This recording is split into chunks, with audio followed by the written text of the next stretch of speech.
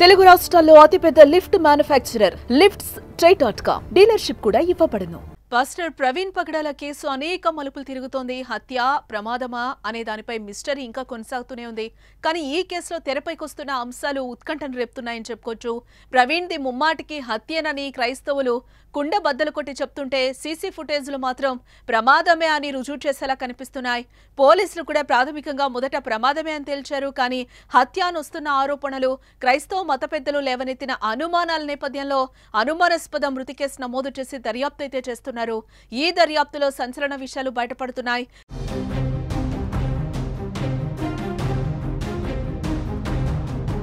రాజమండ్రి ప్రమాదం కంటే ముందే ఆయన ఓ ప్రమాదానికి గురైనట్టుగా తెలుస్తోంది. విజయవాడకు సమీపంలో ఆయన పడిపోయి బండి డూమ్ లైట్ కూడా పగిలిపోయింది. అనంతరం విజయవాడలో రామవరపాడు రింగుకు కొద్ది దూరంలో బైక్ ఆపి కూర్చున్నారాయన.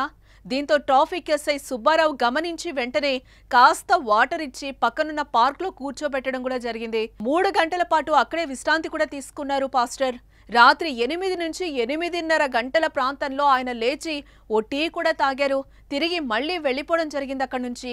అయితే ఆ సమయంలో చాలా అలసటగా ఉన్నారని స్థానికంగా ఉండే టీ షాపు నిర్వాహకుడు కూడా చెప్తున్న పరిస్థితి కనిపిస్తోంది. ఎస్ఐ తాను వద్దని చెప్పినా వినకుండా వెళ్లిపోయారని కూడా వివరించాడు అతను. లైట్ పాడవడంతో తాము రిపేర్ చేయడానికి ప్రయత్నించినా ఫలితం రాలేదని కూడా తెలిపాడు. హెల్మెట్ పెట్టుకుని ఉన్నారండి, మాస్క్ అయితే తీయలేదు. ఎస్ఐ గారు అక్కడ నుంచి సుబ్బారావు ఎస్ఐ గారు ఇక్కడ నుంచి తీసుకొచ్చి ఉన్నారు నా దగ్గరికి. కొంచెం టీ ఇవ్వమని చెప్పున్నారు. నేను ఒక్కనే ఉన్నాను షాపులో. అయితే టీ ఇవ్వంటే ఇచ్చాను. టైం ఎంత అయిందండి? 7:38 లోపు ఉంటుంది టైము రాత్రి. అయితే ఫస్ట్ నీళ్ళు ఇస్తే మాస్క్ తీసి ఫేస్ కడుక్కున్నారు. తర్వాత టీ ఇచ్చాను. ఇక్కడ నిలబడి ఉన్నారు, ఇటు తిరిగి నిలబడి ఉన్నారు. ఈ పొజిషన్లో ఉన్నారు. ఎస్ఐ గారు ఇక్కడ ఉన్నారు. నేను టీ ఇచ్చినాను, తాగి ఇక్కడ పెట్టి ఉన్నారు గ్లాసు. పెడితే సరే అని చెప్పేసి ఎస్ఐ గారు ఇలా తీసుకెళ్లారు. ఆ సీసీ కెమెరాలో మొత్తం రికార్డ్ అవుతుంది. మొత్తం తీసుకెళ్ళినప్పుడు అక్కడ తీసుకెళ్ళాక నన్ను పిలిచారు మళ్ళీ ఎస్ఐ గారు.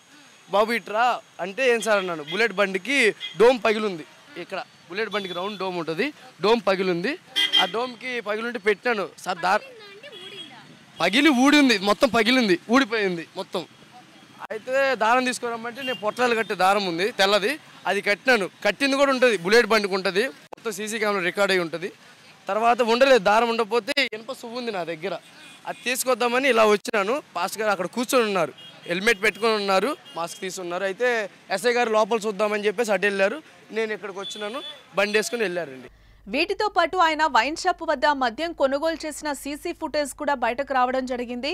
రాత్రి 10 గంటల సమయంలో ఓ వైన్ షాప్ వద్ద ఆయన మద్యం కొనుగోలు చేసినట్టు ఆ వీడియో వైరల్ కూడా అవుతోంది. ఈ నేపథ్యంలో ఆయన మద్యం మత్తులో డ్రైవింగ్ చేసి ప్రమాదానికి గురయ్యారా అనే దానిపై కూడా చర్చ మొదలైంది. దీనిని క్రైస్తవులు, ఆయన అభిమానులు కూడా ఖండిస్తున్న పరిస్థితి కనిపిస్తోంది. ప్రవీణ్ పగడాల గారు ఇక్కడికి వచ్చారు, ఎస్ఐ గారు నేను మాట్లాడాను, తీశానని అంటున్నారు.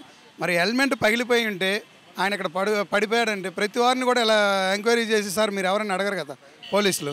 అది ఇక్కడ నుంచి ఎక్కడి నుంచి వచ్చారు ఏంటని తెలిసినప్పుడు ప్రతి సీసీ కెమెరా ఉంటుంది.